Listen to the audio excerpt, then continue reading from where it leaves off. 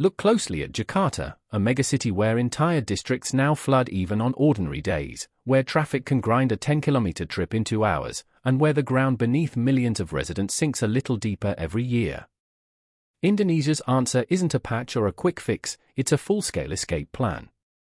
A brand new capital, carved out of Borneo's rainforest, called Nusantara. It's marketed as a smart forest city, powered by clean energy and protected from disasters, but behind the polished renders lies one of the riskiest national gambles in modern history. In the next few minutes, we're pulling back the curtain to see what's really being built, what's falling behind, and why the world is watching this experiment so closely.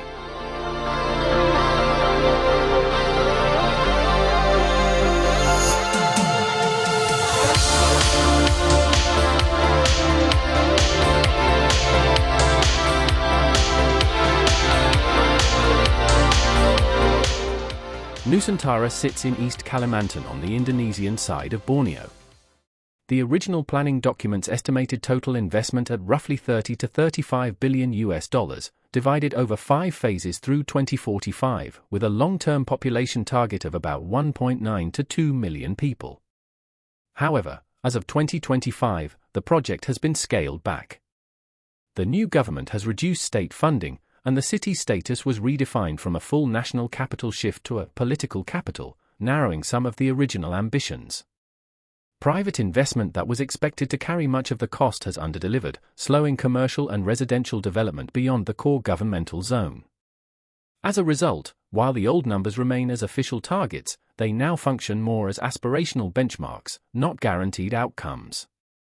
Jakarta isn't just crowded, it's collapsing. One of the city's gravest problems, land subsidence. Years of unregulated groundwater pumping have caused huge parts of the city to sink, in places, by as much as 10 to 25 centimeters per year. That's part of why Jakarta has been described as the world's fastest sinking megacity. This crisis compounds its next problem, overcrowding and overburdened infrastructure. The Greater Jakarta region houses over 30 million people. That concentration creates chronic traffic jams, choking commutes, polluted air, and overstressed public services, a pressure cooker on any hope for sustainable living. Finally, floods and rising seas. Nearly 40% of Jakarta is already below sea level, and the city sits on a low-lying delta, fed by more than a dozen rivers. Seasonal rains or high tides can turn neighborhoods into lakes. The flood of March 2025 displaced tens of thousands, caused catastrophic damage, and reminded everyone how fragile the city's future is. Given this triple threat, the government concluded that patch-up patches won't cut it anymore. So they're betting on something dramatic: relocate the political heart of the nation to a place where those problems are far less severe. That's the genesis of Nusantara, a bold attempt to escape the worst of Jakarta's fate. But uprooting a capital is easier said than done. Solving the syndrome behind Jakarta's decline will still take far more than just an address change.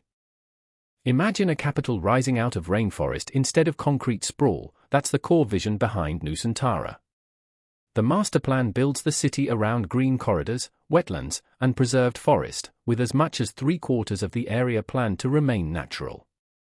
Buildings are often raised on stilts and linked by elevated walkways so the terrain, water flow, and ecosystems stay intact. Daily movement is meant to rely on electric transit, cycling, and walking, with cars playing only a minor role. At the center sits the Garuda-shaped presidential complex, a national symbol transformed into architecture. It's a striking vision of a modern forest city, but turning it into reality depends heavily on stable funding and rigorous environmental safeguards. Construction on Nusantara officially kicked off in mid-2022.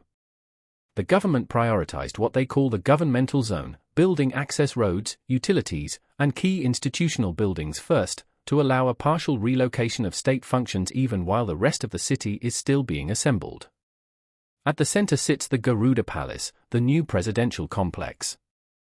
Built between 2022 and 2024, it occupies a 55.7-hectare site and features a striking design inspired by Indonesia's national symbol, the Garuda.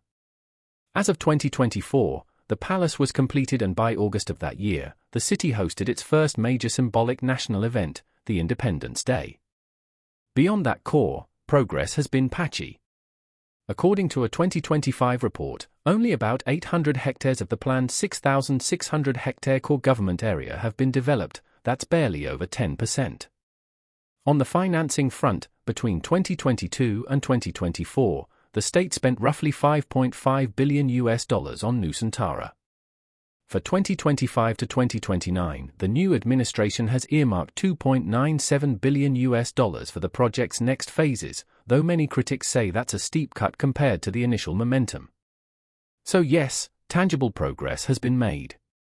Institutional buildings, a fully built presidential palace, and some initial infrastructure are in place. But large parts of Nusantara remain undeveloped, while funding, investor interest and construction pace appear weaker than originally promised. Funding is the heartbeat of Nusantara, and also its biggest vulnerability. The original plan relied heavily on private and foreign investment, but that inflow has been far smaller than promised. Complicating matters further, a recent constitutional court ruling cut back on long-term land concessions for investors, limiting the extended leases many developers were counting on. That legal shift weakens the commercial case for large, long-horizon projects and adds uncertainty to the funding model. The bottom line, money is still flowing into Nusantara, but not at the pace, scale or stability originally projected. And that mismatch between ambition and financing is already reshaping which parts of the city get built, and which remain on the drawing board. Recent reports show more than 13,000 hectares of land inside the Nusantara zone have already been degraded, over 4,200 hectares by illegal coal mining and more than 8,300 hectares by unauthorized plantations, some of it just a few kilometers from the new presidential complex. Construction adds its own risks. Forest clearing can fragment habitats, disrupt wildlife corridors, and release large amounts of stored carbon. There are human impacts too. Indigenous and local communities who rely on forests and river systems for food, farming, and cultural traditions fear losing land, identity, and livelihoods as the landscape transforms. The uncomfortable truth is that building a capital in a rainforest carries long-term ecological and social costs.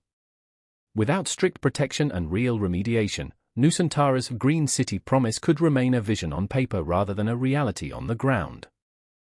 Beyond politics and environmental debate, the real challenges on the ground are brutally practical. Nusantara is being built in a tropical region where heavy rain can shut down earthworks for days. Every delay pushes schedules back and increases costs.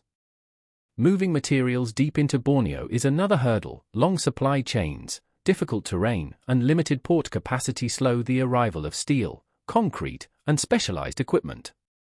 Even skilled labor is tight. Advanced systems like smart grids, high-efficiency buildings, and electric transit networks need expertise that isn't always available locally.